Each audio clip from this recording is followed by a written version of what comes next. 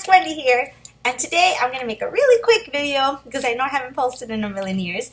But today's video is going to be about one question, really, that I get asked kind of a lot, and it's if I could, how would I phrase this? Like, if I could not have my tics, would I get rid of them? Like, if I had the option to get rid of my tics, would I?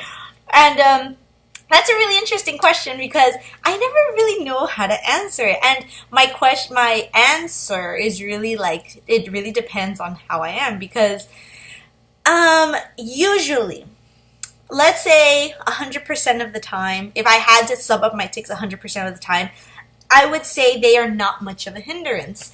And like, that's really, I have like my own unique experience compared to everybody else in the Tourette's community that have their own experiences with their tics. A lot of people don't have mild tics like I do. Some people have overwhelming tics that never subside. And mine, on the other hand, they come and they go. Some days they can be really good. Some days they could be really bad. I could go a whole month without having tics, and then I could go a whole month when they are nonstop.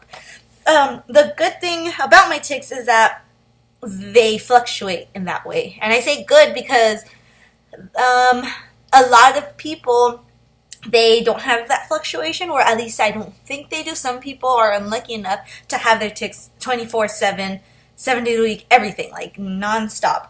And when my tics do get really bad, it's the worst thing ever. Like, if I could answer the question, like, how does it feel to have Tourette's? It's like, it's suffocating. Like, that would be the overall word that I would describe it as, because like, you see, like, just talking about it, like, it's suffocating. Like, when you talk about them, or when you're focused on them or anything, they like just come. They're like, ooh, you're talking about me, so they pop out, right? So I say suffocating because having tics is really that suffocating. When you have them and you try to suppress them long enough, it's really like if you're underwater. Whenever you're suppressing them, you are underneath water, not being able to breathe. And physically, yeah, in this world, I can breathe without doing my tics. You see, I could breathe just fine. But you get that sensation that you can't breathe, that there's something wrong until you do your tic. So I think that would be the best word for me to describe it, is suffocating. Because anytime that you're holding in your tics, anything like that, you are underwater. And finally, when you do that tic, you get that release. It's like getting that gasp of fresh air. So I think that would be a really good way of describing it to you guys.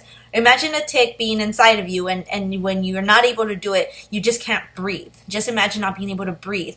And then finally, when you're able to do that tic, it's a release until you're pushed underwater again. And it's just over and over and constant.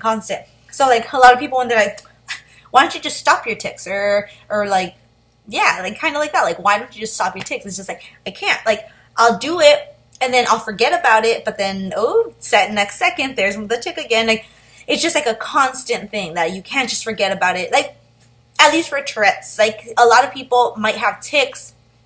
This is the interesting thing about, like, tics, and in general, people can have tics without having Tourette's. And not vice versa, but you can have tics without being diagnosed with Tourette's, because sometimes people just have tics and then they eventually go away. But with Tourette's, you have them your whole life. You have motor tics and a vocal tic. You don't necessarily have to have verbal tics. Like, I don't have any verbal tics, but I have a lot of vocal and motor tics. So yeah, back to the original point of this video. Would I give up my tics? And like I said, it depends on the day that you ask me. If you ask me on the day that they're really bad, and like I want to cry just how bad they are, and like I'm just like, it's like when they're bad, they're bad. It's like constant. Like, I don't have a good day. I can't be productive that day because they're so bad. Vocal, motor, I can't get anything done, and they get to the point that they're painful.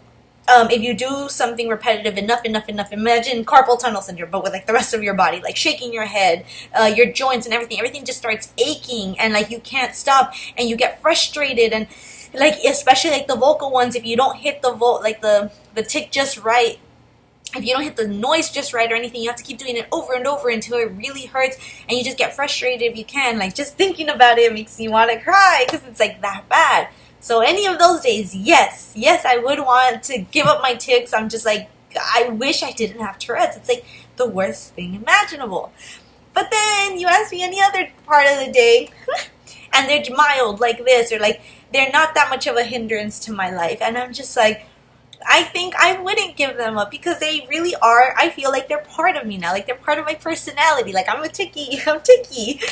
So it's really, I guess, like, overall in the grand scheme of things, if I had that gift to give up my Tourette's or something, I would give that gift to someone else if I could. If I could will it to someone else. And I know there are people out there who are like, no, I don't know why you would even consider keeping Tourette's. Like, it is awful, which it is. I'd rather give that to that person because I feel like, I don't know, my tics aren't that bad compared to other people's, and I feel like I can handle my tics now. And like other people, I don't have it as bad as other people. Like how would I say? Yeah, basically like that. Like, other people need it more than I do, so like I'd rather give that gift to someone else. But like, if I didn't have to, like, I don't know. Again, I feel like I would keep them because they're like, some days I hate them, I can't stand them, I don't want them. But then other days I'm just like, I feel like, I don't know, a part of me would be missing because like I've gone my whole life with them, and all of a sudden they're gone, and it's just like, I don't know. I guess it's kind of silly to say, yeah, I'm gonna keep my tics, but in the bad days, I would not miss them. Good riddance to bad rubbish. If I could have the wish to not have those bad days, I would.